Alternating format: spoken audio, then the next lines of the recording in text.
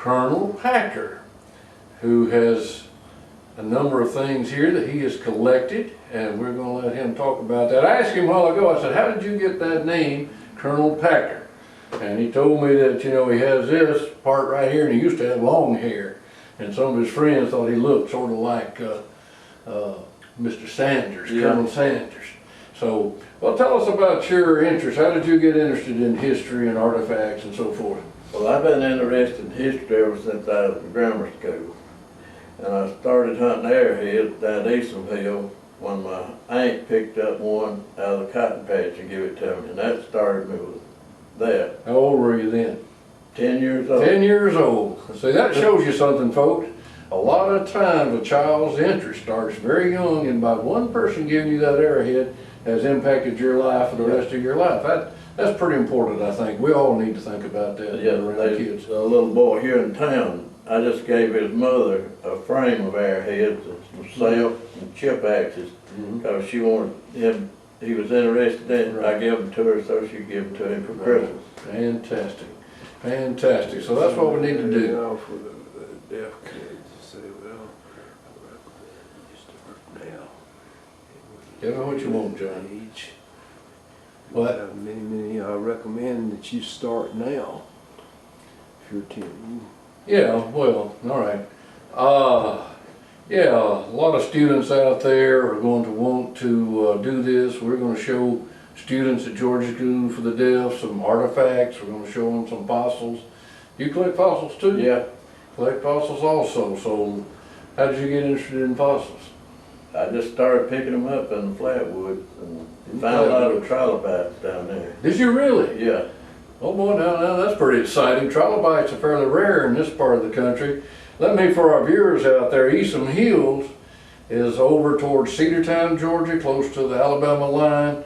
Flatwoods is also west of Cave Spring, over towards the Alabama line. These places are not very populated until today. Yeah. They're still good places where you can hunt and find things. Most of the places around Cave Spring, they got houses built on all the best sites. So, yes, we're very interested in students learning how to do this and how to find things on your own. And Colonel Packer will give you some idea. I was just looking, he has what's called a kepi, K-E-P-I, which is the type of cap that they wore in the Civil War. And I was looking at it, and it's for the North, for the Union. I was looking at a magazine the other day, and the going price on those things are $6,000 or $7,000 a piece. Yeah. Another item he has over here that's very interesting is a mortar shell that came out of Rome, Georgia. And we'll talk about it. And right now, John, I got to catch a phone. Hey, have you gone to Round shell, that's grape shot. And that's the back bullet. These others are just drops. These right here with a space between them is cleaners. They had to shoot one of them about every 10 rounds. They had grease between that space in there, and it greased the barrel and cleaned the barrel. Okay, I don't know no common sense at all. They put one of those bullets in your mouth, and that's called. That's where they're from. That's sometime. Bullets here with a space behind them, that's called Williams cleaners. You had to fire one about every 10 rounds. That greased your barrel and cleaned your barrel. Oh, okay. It had grease between those spaces. And it has paper wrappings on it, right? Yeah. You had to tear that paper with your teeth. Then the slick ones, that's Confederate bullets. Okay. There's one right there. Right. And then the round ones were old flintlock. Flintlocks. Yeah. Wow. And then the ones with rings on them were the Union bullets. Yeah. That's some of the Confederates fired those with the rings on, but not very many. No. Just didn't have the manufacturing. Well, again, we talked about the kepi earlier on. That's an original. That thing's 150 years old. Pretty amazing. Yeah. And this too, 150 years old. That's an old side block off of Springfield. In Springfield. Understand. Yeah, it could have been a Yankee or it could have been Southern. So we have here some of the guys who were in the Civil War. Mr. O'Connor. And that's what I was going to look at. Mr. O'Connor right here was a captain Yeah. in the Confederate Army, and he was superintendent of Georgia School for the Deaf, and his house is still standing here. He was a prisoner of war, right? Yeah. Put your finger on him again, just where I can. This man right here, Mr. W. O'Connor. W. O'Connor. Yeah, he was quite a man in that POW. He took some animal bones and carved all these designs on them and that sort of thing. One time they had rifles and pistols that belonged to him, but Yeah. I think they disappeared. Sort of sad. But the Civil War was very big in Cave Spring. Yeah, they had a battle out here at the Perry Farm. Had a battle at the Perry Farm. They still got some of the old entrenchments Yeah. where the Army stayed. Hood's Army was here. Yeah. Yeah, Hood's Army. So this, people don't know.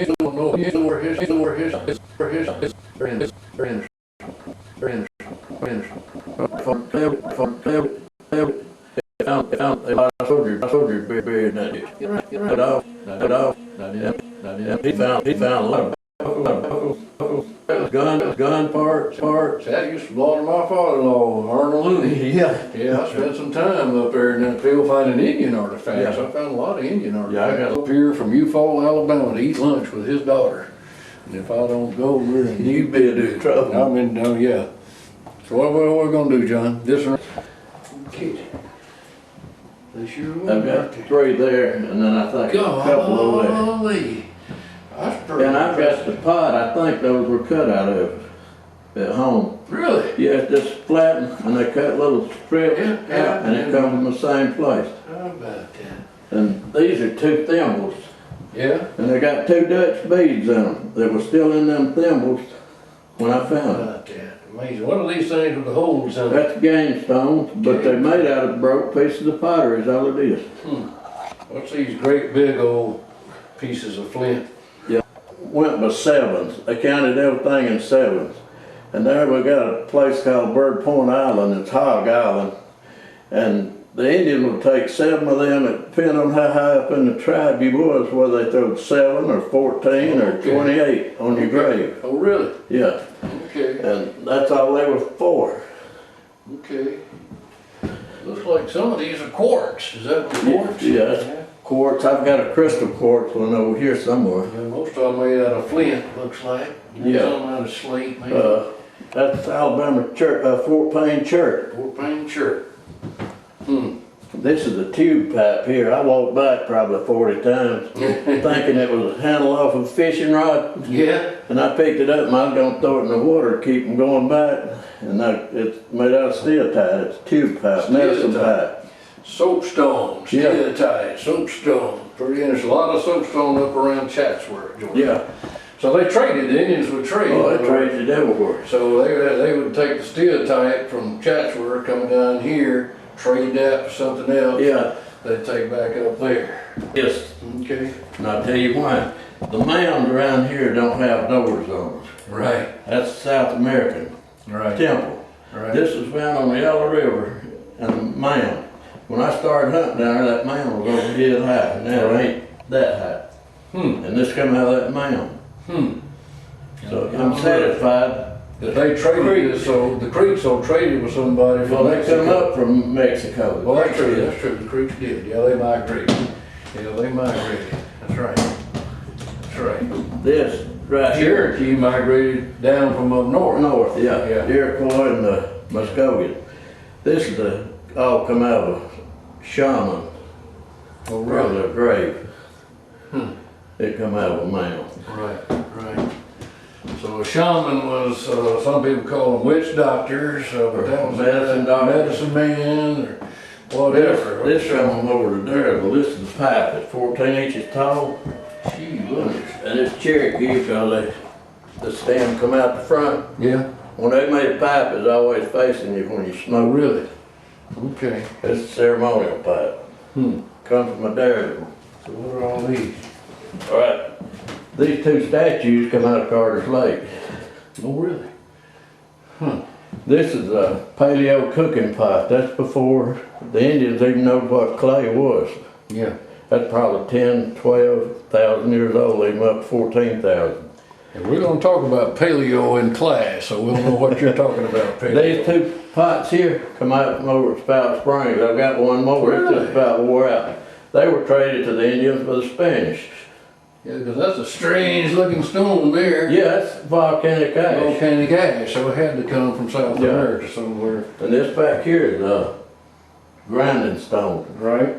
So what would they do with that grinding They stone? grind acorns, hickory nuts, walnuts, grass seeds. They put it on the big one on the bottom, then they take the top one and mash it and Yeah, and grind it grind. around, make it into like a flour. Most like people bread. think this is a grinding pot, Yeah. but it ain't. But yeah, it's just a pot that they use. This, I've got a bunch of these. These are game stones. Oh, really? Yeah, Huh. Got the little indentions in where you put your hand or your finger. And, they rolled it Rolled it, and they bet who could throw the spear the closest to it. Oh, Where really? it stops. They Never got a heard book that. over there that Yeah, tells slings and about all it. that. Okay. Then you have these chip axes. You can cut a tree down with that. Yeah. And now when these were first chipped, that was sharp. Oh, yeah, yeah. That, This is 7,000, 8,000 years old. yeah, yeah. Yeah.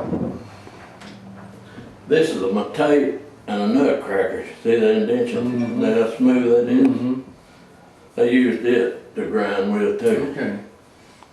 Nutcracker. How about that? Wow, man, oh man. And this stuff here is different. See that cone? Mm-hmm.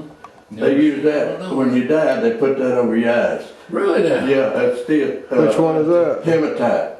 Yeah. Yeah. Good old wire. These- Hematite. These are boat stones. What are they for? They don't really know. They got a hole in each side. Yeah. That one's been Carved killed. out like a boat. Yeah, that one been killed. It was buried with somebody because they busted a hole in the bottom where the spirit could escape. Oh, okay. This is just nature form, but they used it because it come out of Indian side. Mm-hmm. And this eagle here, you don't find many No, chip like that. No, that's pretty That rare. come from over at Etowah. Etowah, yeah, so that was a different And group. this is some kind of bird bone they use. I don't know whether they use it for a call or a Hollowed it bee. out for something, didn't they? And that's, I believe that was a broke pipe stem at one time. They used it for a bead or a medicine pipe. All right. This is a broke pipe. This would have been a woman's pipe here, a little one. This is a pipe. This come out of Flatwoods. So they were growing tobacco all around here, wasn't Yeah. they? Yeah. Yeah, they just smoked tobacco as a ceremonial thing. Right, right. These are knives here. Yeah. Man, oh man.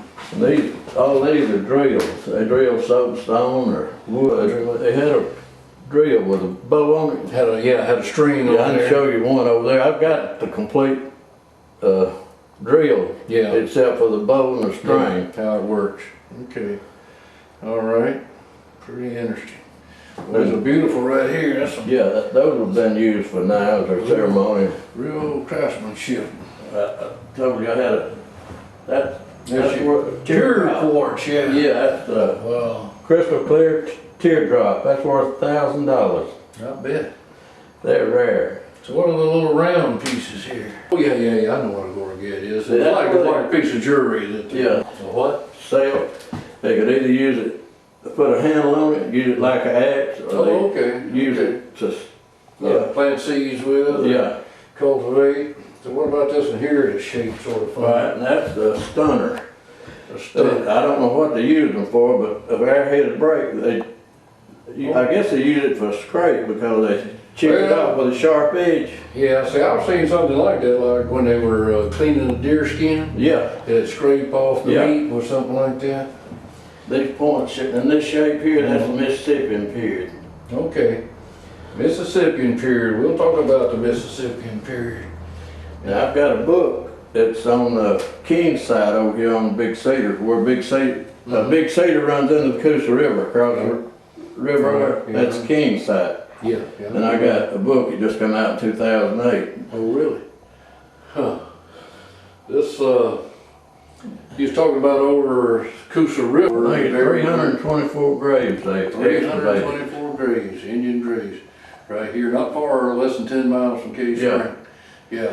And that was about the time DeSoto Yeah. came through, because a couple of my buddies found that sword over there. Right. You heard about it, I guess. Oh, yeah, I heard a lot about that. Frank Osborne and some of the others. Yeah, the federal government said that sword's ours. Yeah, that, one of them asked me about taking it over to Edgewater Indian Mound. They want to display it. I said, you better keep your Oh, sword. yeah, as soon as you just go on. No, they gonna keep it. Well, there's 2 lawyers involved in it now. Are they? And to start with, they thought that sword was worth millions of dollars, Yeah. millions. Yeah. Now they found 5 up there in Carter's Lake. It's worth about $500, $400.